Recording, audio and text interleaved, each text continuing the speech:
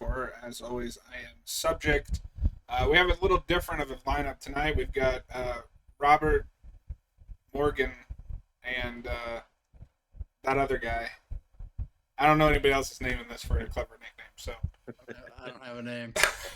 yeah, you don't. You I just am don't get a Vincent name. Price. Hello. You didn't say his name right. It's Robert Robert, we're coming to get you. Morgan. So Morgan. if you couldn't tell from the thumbnail, the background that our faces are on, the title of the video, so on and so forth. We're talking about the first I Am Legend adaptation, The Last Man on Earth, not to be confused with the TV show that I have never seen. Also, not to be confused with Night of the Living Dead, because there's a lot of that in this movie. Yep. Robert, this was your first viewing, and I know this was Hayden's first viewing. Robert, how much experience have you had with this story? I have seen the Will Smith version, and I'm aware of both cuts, I should say, because the theatrical ending and the director's cut ending are very different, and I'm aware of how they compare to the book and some of the changes. I have recently seen the Omega Man 1970s adaptation with Charlton Heston, so I have now completed the I Am Legend trilogy. And I haven't gone back to the Will Smith one in a long time, and I'd really like to. And I also like to read the book. I haven't actually read the book for myself, but I feel like coming into this, maybe the definitive adaptation of the story has yet to be made. I feel like they all have different strengths and weaknesses. But what I knew going into this was it's very low budget, shot in Italy. Vincent Price is the lead. And as you were just alluding to, watching it, it's like, boy, it does Night of the Living Dead existing kind of hurt this movie. That's at least my. Not to say there isn't anything enjoyable here, but that was my initial experience with this. So real quick, because you knew Vincent Price in it, I think he's great in this movie. Spoilers for my thoughts on this movie. The writer of the book who helped write the screenplay said he was miscast, and I don't see it. That's funny. I can at least you talk about Richard Matheson, who I mainly know from Twilight Zone. Wrote many Twilight Zone episodes, including Nightmare at 20,000 Feet. I was going to bring that up. I can see where he's coming from. I agree with you that Vincent Price is great in the movie. He's very watchable. I still don't think it's maybe the best casting for that character. And part of it is kind of the campy charm of it. Like, he checks a lot of boxes for what you want from this character, right? You want him to be a little eccentric. You want to believe him as a scientist and also have a little bit of that everyman quality. I don't buy him as a 3 years on apocalypse survivalist.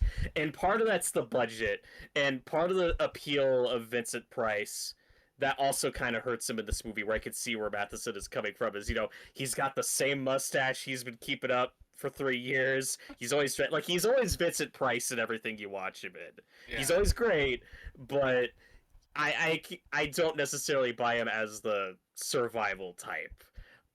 You also don't get a whole lot, and some of the action sequences you get with him are him just kind of running and pushing people out of the way. You don't get a lot of actual vampire zombie killing in this movie, but yeah. I agree with you that his performance is very watchable and entertaining. There was actually a quote from Matheson somewhere saying that, and I'm curious when this would have been, because this quote wouldn't have been from the 60s, but he said in his mind, he thinks like a Harrison Ford would have been a really good casting for honestly, I could see story. And like in the 70s or 80s or even 90s, yeah, like that would have been great casting. No, make that now. Sure, I'd watch it. Okay, Robert, we will come back to you. Hayden, you told me you had not seen I Am Legend, the Will Smith movie. Is this your first experience with this story, and did you know it was based on the same book as the Will Smith movie before I told you? Yeah, I did. I've never seen that. I've never seen Omega Man, and I've never read the book. so this is my first exposure to this. I mean, I knew what it was, but I hadn't experienced any of it. And real quick, speaking of Omega Man, because I don't know if you know this, Hayden, because John shared this with me earlier, and I had already heard about it. When the Will Smith one came out, there was a low-budget knockoff version of I Am Legend released called I Am Omega. The title being an homage to the '70s film, but also avoiding copyright. I don't know if that was actually an Asylum movie, but it was one of those types of movie. Okay, so if we're counting that, then that is the one adaptation I still haven't seen. Is I Am Not Omega. watching that. I should watch That is- I should watch the Will Smith movie. I like that movie a lot with a lot of caveats. Yeah, I do too. Okay, so this is the thing I'm dying to know from Robert, since he's the only one of us that's seen all three. Having seen all three, what is your favorite existing adaptation of this material? I guess I want to go with the Will Smith one, but that's only tough because I haven't seen it in years. I need to go back to it to see if my opinion changes. Now, just comparing this to the '70s one, I guess I'd give that the edge. Charlton Heston is great, and honestly, in the '60s also would have been great casting. This is before Planet of the Apes and all that stuff. But it's like the 1970s Omega Man starts really strong. It's got a great atmosphere. You get a lot of good shots of just like this barren city and him just living day to day. There's really good suspense. And then when the zombie vampires actually show up, the movie kind of goes downhill a bit because I don't like their take on them there. Yeah, that's like the big low point of that movie. But like it has its moments. Um, yeah, so I guess this is my least favorite, but again, there is a charm to it. There are things I like about this movie, but I don't have a lot to say about it either. I don't really either. I mean, I liked it. Something Robert was saying earlier about how it's very like uh Vincent Price, his acting is really funny. Yeah. Like he kills vampires like he's swatting a fly on the kitchen table. He's like, eh. Yeah. I think he I makes that sound at one point. He goes like, ugh. it's so hard to pick for me between the two that I've seen, because I Am Legend does a lot right. If I was to give it to this one, and part of that might be recency bias because I just watched this and it's been a while, I like the monsters in this more than I do the CGI mindless. Yeah. That was a mistake. That's and what's interesting in comparing all three of these, I think, is what makes each one stand out the most from each other. Is this one you get the most both classic zombie and classic vampire stuff. In the '70s one, they strip all that away and make them more of just like a weird cult thing. But like, there's a lot of obvious commentary on society, you could say, and mankind destroying itself. And then you get to the Will Smith one, and that is the fast zombie post 28 Days Later movie. And I'm with John that the CGI was a mistake. Yes.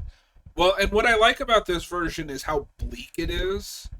Not to say that the other two aren't. Well, I haven't seen Omega Man, so I'm going to specifically refer to this and I Am Legend. And I Am Legend, if I remember right, it's a cure for cancer that goes wrong. In this, it is just a bacteria that gets in the air. We don't know how. We don't know why. It is unavoidable. And I think that is horrifying. And Vincent Price's character has like the saddest existence of all time, watching everyone he loved turn into one of these things. Which I think is where this movie shines in just the bleakness and this character's isolation. It really sells you on that, so that when you get to that third act and we meet the woman that is like sent to spy on him, it's like, oh, I understand why he's so willing to overlook anything to rescue her, because he's been alone for all this time. Yes. Although, in one of the flashbacks, you get one thing that's cool is how they break down like the symptoms. It's like blindness is one of the first things, and then just how people just deteriorate and then turn into these monsters or die. But there's a flashback with his daughter I don't know if you guys had this. It's Vincent Price and his wife in the bedroom with their daughter, and she's now blind, and she's saying, "Mama, where are you? I can't see you." And I'm like, "Tell her, say something." Like, she's just sitting there crying, like, "Oh, it's so horrible." She's like, "Mama, where are you?" And I'm like, "Say something." And It's so funny. I remember watching this movie. It's like some of these actors are like horribly dubbed. Because this is not the first time I've watched this movie, but this is the first time I've noticed it. And so I looked it up, and you alluded to this earlier. Everyone but Vincent Price and one other person are Italian. It is The daughter is. I think maybe it's the daughter. It is a miracle his performance is so good when he's acting off of people that he can't communicate with. Yes. For anyone who's seen like the Good, the Bad, and the Ugly, or the Dollars trilogy, very similar filmmaking approach where you have a bunch of people speaking different languages, just doing the scenes in their own language, and then they're just dubbed, and everybody's dubbed after the fact, and then you have the various different dub releases going out. Yeah, I don't think we really do that anymore, but it's interesting. Because I alluded to this earlier, but I think if you just spend a little bit more money and got some real American actors and real sets, or that's not real location to film on, this could have been the best adaptation because I think the script is good. Yeah. What else I will say about the locations, this being shot in Italy, is I did enjoy some of the atmosphere of this movie. I It does thought have a good some atmosphere. Locations were used well, but it's funny because this thing was in development for years, and one thing I read was that one of the producers told Matheson that, "Oh man, Fritz Lang's gonna direct this. It's gonna be awesome," and then something happened. He dropped out. I don't know, and then this other director was brought in, and Matheson's quote was literally, "Well, there's a bit of a drop." Like, Matheson was not very happy with this adaptation. And again, I don't want to be too hard on the directors here. I haven't seen any of their other work, but in the hands, even with this budget, like you just feel like, man, in the hands of a more talented filmmaker like a George Romero, just a few years later, this could have been really awesome. Yeah. And the other thing I have to give it over I Am Legend is the third act. I don't remember the alternate ending, but so most of this is going off theatrical. This is a much better ending, and I think it's horrifying when he finds out, no, they're still alive, and I've been killing them. They're just a different life form, which is the idea in the book, is he finds out he's been killing these things, but they're alive. They've formed a society. They can communicate and think and talk. And now he's the monster and the weird one.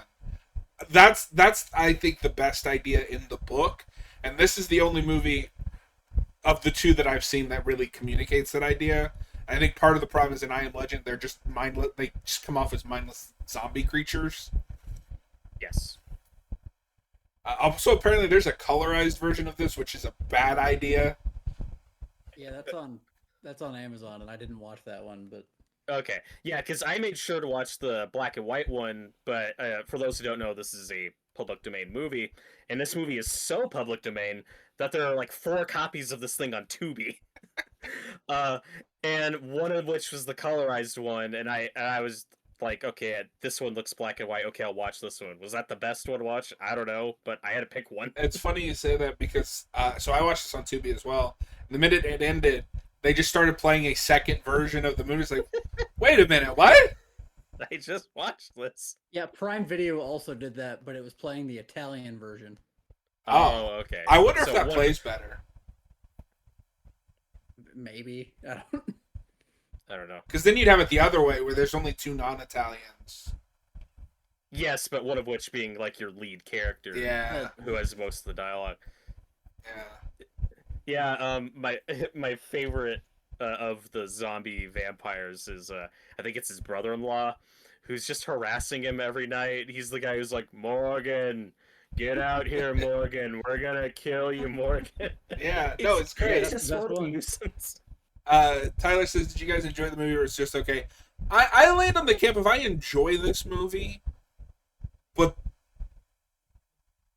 it's also a frustrating movie because, like we said, there's all these pieces. If he just rearranged them or had a better director, I think this could have been what Night of the Living Dead ended up being. So might, what? Go on, Hayden. I haven't seen a ton of 60s movies, like very few. To me, this felt really TV. I don't know if that's just me. It felt, I don't know, it did, like not, and that's hard because it's an older movie, but it's, like I've seen things from around that era that feel way more cinematic than this. So for an Italian movie, it's really light on violence. Like that's something it doesn't really have going for it. I can't really comment on that, Hayden, just because I've only seen a few 60s movies. And so the main one that I'm thinking of is Night of the Living Dead, which this shares a lot in common with, down to most of it takes place in a room. But I will say the ending of this movie goes way bigger than anything in Night of the Living Dead. Okay. Yeah, it's ambitious for its budget. But like, to Robert's point, the violence is really toned down, which is, I think, of maybe a weird choice. Like when it kills the dog, I had to like think about it for a minute because I'm like, wait a minute. Well, and my favorite scene in the movie also leads in kind of a negative is I think the most effective sequence is when we get that flashback of his wife dying and then he buries her and then in the middle of the night she returns and is calling out to him, and like that scene is so creepy, and then she walks in, it's so good, and like she's got the makeup and everything, and it's really great stuff, it's very effective, and then the scene just ends and you're like, oh, I mean he killed her I guess, but I kind of wish we saw that. Yeah. No, so Robert, I wanted to ask you, because oftentimes we have had disagreements about how downer a movie should be. Is this too much in that this is too nihilistic, too downer? Because his life is like awful, and the first half of this movie is just telling you how awful his life is. Yeah, no, that doesn't bother me here. Yeah, it's just what the story is. It's just appropriate, which is because I'm trying not to spoil it, but like there are other movies I've seen of this tone and from this era that have like the compromised studio ending where it's like no, it's got to have a happy ending, and you're like, oh damn, that it should have stuck to that bleak tone, and I respect it for that at least, but and again it just in the hands of a more talented hungry filmmaker, I think you could have had something really cool and really special here. And back to my point about the violence stuff, like if you're looking at Hammer horror films and other stuff going back to the 50s, like we are pushing that stuff, or like the movie Peeping Tom is very graphic for its time. Even this is 64, even just 4 years later we'd get Night of the Living Dead. Yes. Which was released unrated, and I don't know what rating this got. Like, this is probably a rated movie, to be fair. But still, like, if they really wanted to push it, I think they could have. Well, and it's a shame because, not for this movie, but just this idea, I feel like now is a prime time to remake this. Lower budget, thoughtful horror movies are back in. And, Robert, you know what I'm going to say? Mike Flanagan's The Last Man on Earth. I'd watch it. Would you prefer that as a movie or a miniseries? I feel like a miniseries, because the book isn't very long, but I think Flanagan could really expand on the apocalypse and the isolation. Because what I like about this movie more than the I Am Legend one is it really is just about a guy like surviving, and like the first half is, but when it's not a flashback, it's just kind of his routine surviving in the apocalypse. Although you get a couple of really funny like 60s things, like food no longer excites me. I'll just have orange juice and coffee. Where are you getting these from? And he's like always smoking. Where are you getting these cigarettes from? One of my favorite things is, and I know he's the only person in but he puts the dead bodies in the trunk and just leaves the trunk open Yeah. and is driving. I'm like, those are gonna fall out. Well, he super glued them in there. Oh, okay. And one thing we should have talked more about up front for people who haven't seen this movie or don't know the story too well, what again is just interesting about it historically is the 50s book I Am Legend. They are called vampires, like they are referred to as that, but it's a definitely more stripped down, quote unquote, realistic take on vampires, which I think this movie really captures. But it's just funny that they still do keep some of the tropes of they don't like garlic, they don't like mirrors. So it's funny that like those that some of those bits stay in, and of course they don't like the daylight, which is of course a movie invention, but something that just stuck around for vampire lore. But it's this fascinating transition point of literally how you get from vampires to zombies as we know them today. Because the creatures of this movie are very similar to what Romero does in Night of the Living Dead, except with that movie he adds the flesh eating and takes away just more of the vampire tropes. Yeah. Because, yeah, absolutely. Real quick, Anime Fan is in the chat. Hey, how's it going? He likes this movie, and he hopes that we liked it too. Yeah, I mean... Yeah, it was good. I'm not gonna say I didn't like it. It's just I don't see myself going back to it a lot just because Night of the Living Dead exists, so that's the problem. This is one of those that I watch every few years, and then I've had my fill. Yeah, so, and Vincent Price is great, but like there are better Vincent Price movies in my opinion, like House of Wax. Which we reviewed this year. So Hayden, how did you feel about the ending? I liked it. His monologue is really good. Freaks. I guess I am the last man on Earth. Well, and this is just like an old cinema thing, but his death is goofy as shit. Yes. Yeah. But it's fine. Yeah. Okay, so we all like Vincent Price in this movie, but you know who I actually think would have been a better choice in this era with this tone? Who? I think William Shatner would have been a really good pick. Oh yeah, for sure. Because he still has the campy, manic quality, but I think I'd buy him a little more as vampire killer. And that ending monologue, like Vincent Price is great, but Shatner would have nailed that too. I would have enjoyed that. I don't have a good Shatner impression, so I'm not even gonna try that. Anime watched the film because he wanted to see Vincent Price. Yeah. So, Robert, let me ask you this real quick, because one of the things that separates this from Night of the Living Dead, I think, for me, is the ending. I think it's fascinating that this is a character that does not feel regret, even when he learns that what he's been basically doing is killing innocent people. Mm-hmm. He has this bias and prejudice against these people because of what the virus that changed them into this has done. And I think it's super interesting that even when he learns, he's still like, no, I'm the normal one. You have to be like me. Yeah, it's interesting stuff.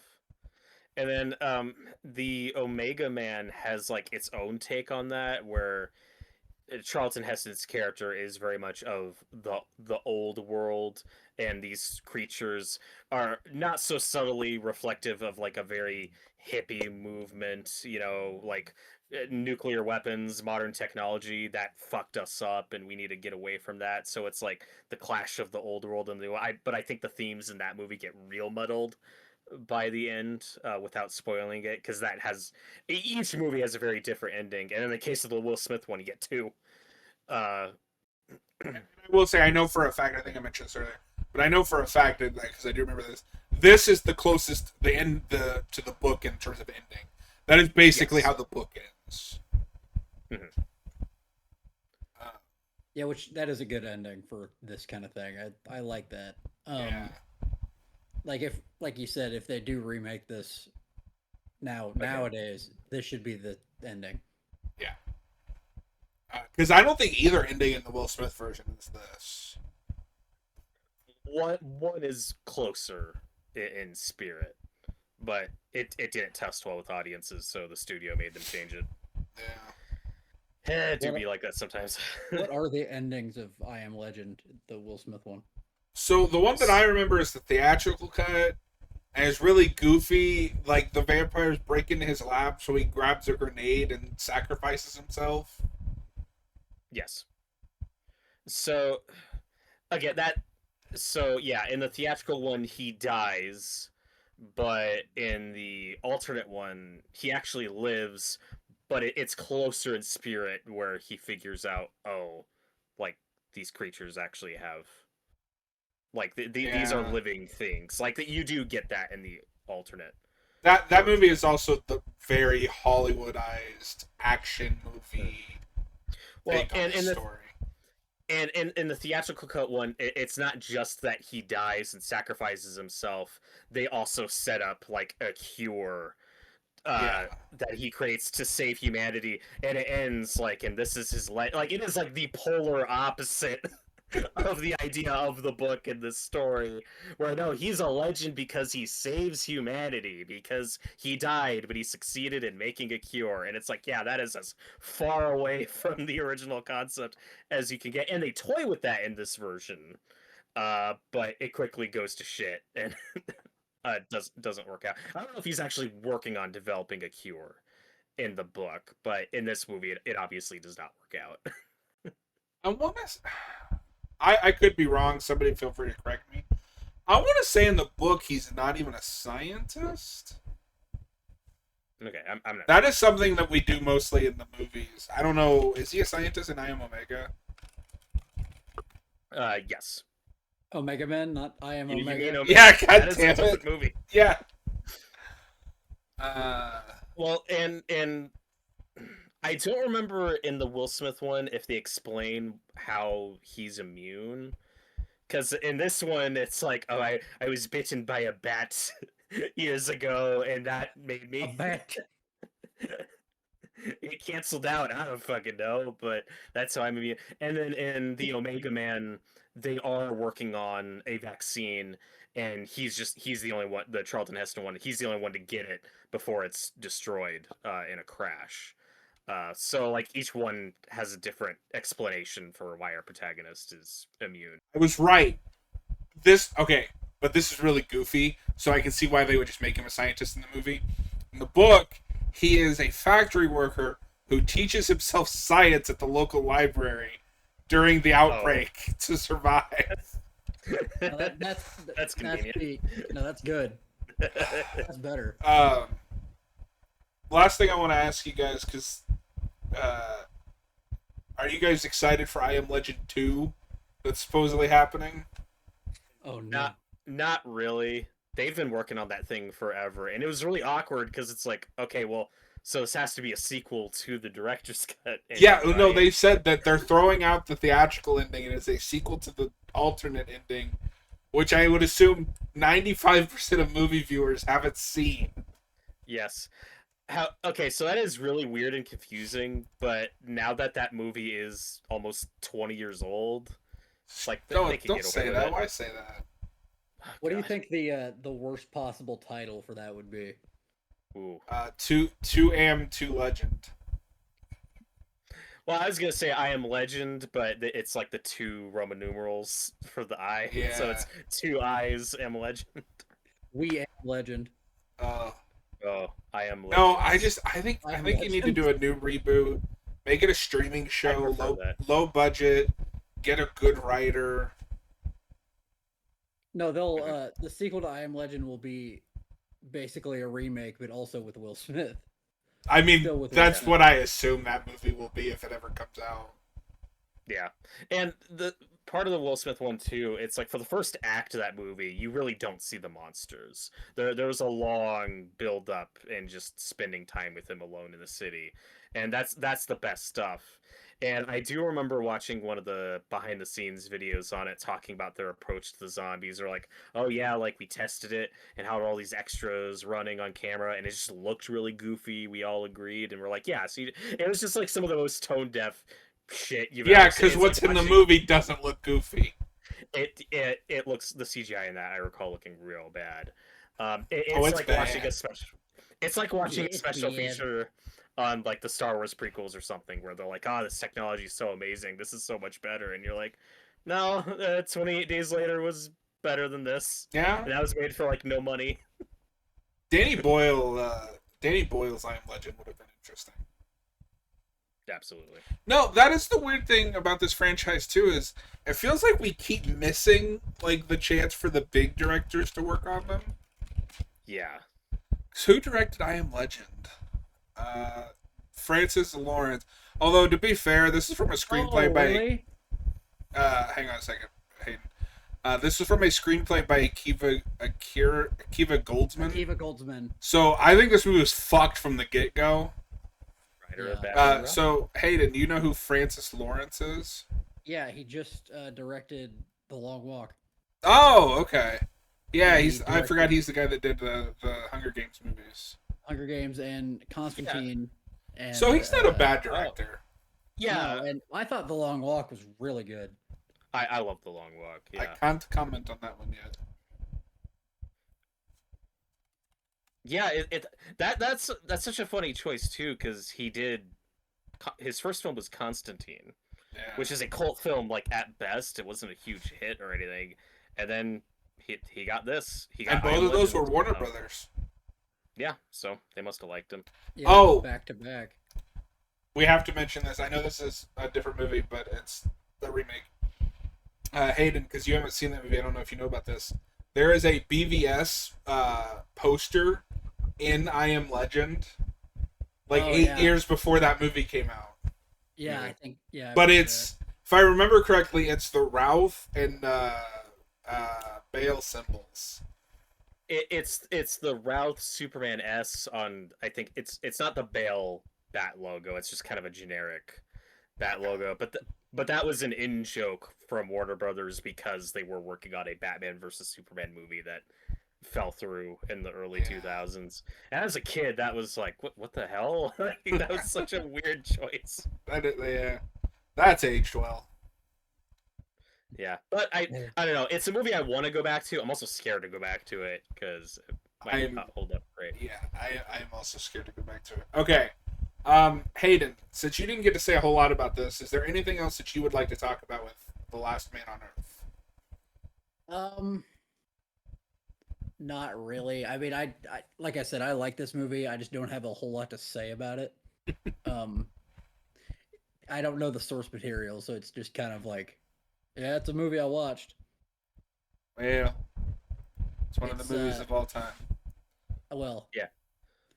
I usually say that for movies that aren't good, and I won't go that far. Yeah. But Well, and like we said, John, though, it's like there's even though I mean I like the Will Smith version. It's like there's not a definitive adaptation of this story specifically, but you can sure see pieces of it in other better films like 28 Days Later and especially Night of the Living Dead, which you definitely have to see. I would love to see. Yeah, yeah, we might have to do a second commentary on that movie just to make Hayden watch it.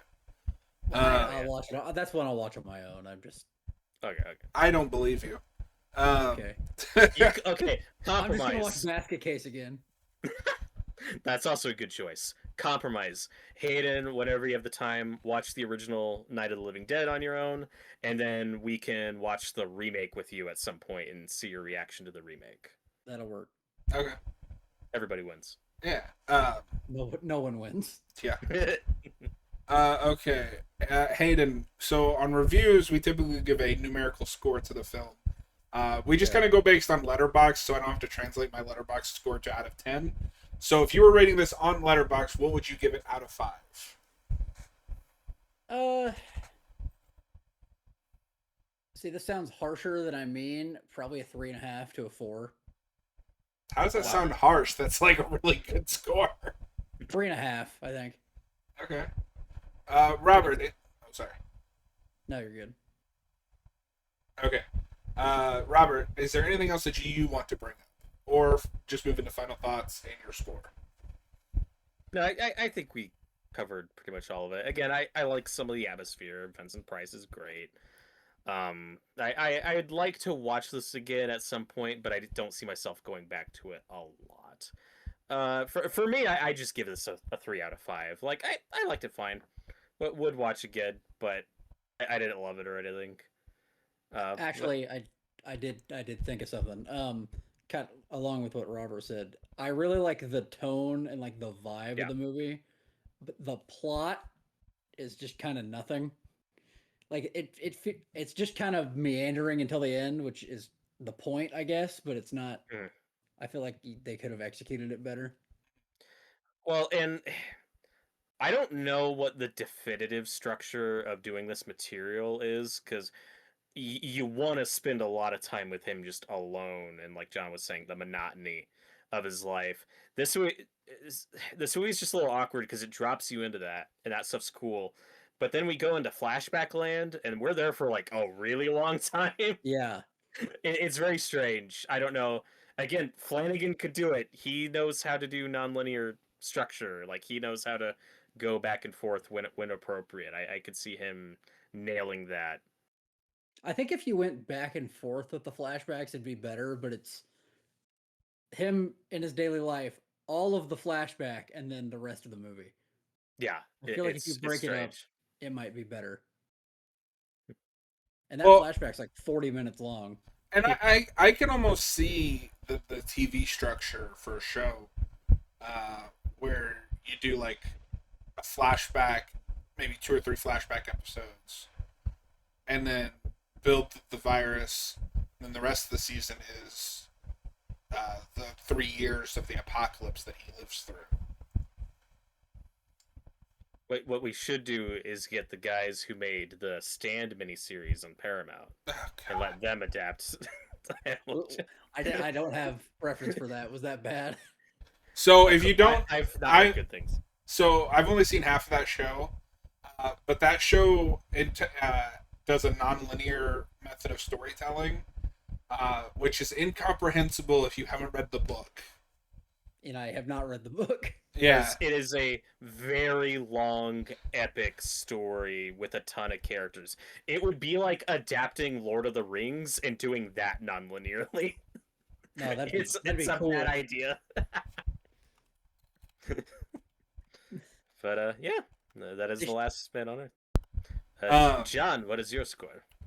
I like this movie a lot. It's in a way discount Night of the Living Dead, even though this came first. Yeah, But- it's not fair, but I get it. Yeah. But this is a tone that I like, a vibe that I like. I love just watching people try to survive apocalypses. I love the ideas. I love the ending. However, it's let down by just cheap filmmaking, a director that I don't think is right for this material. So the best I can do is a 3.5. But that I dropped mine to a 3, so oh, that's thinking fine. about it a little bit. That's fine. Our last Man on Earth review. If you're watching After the Fact, have a good night.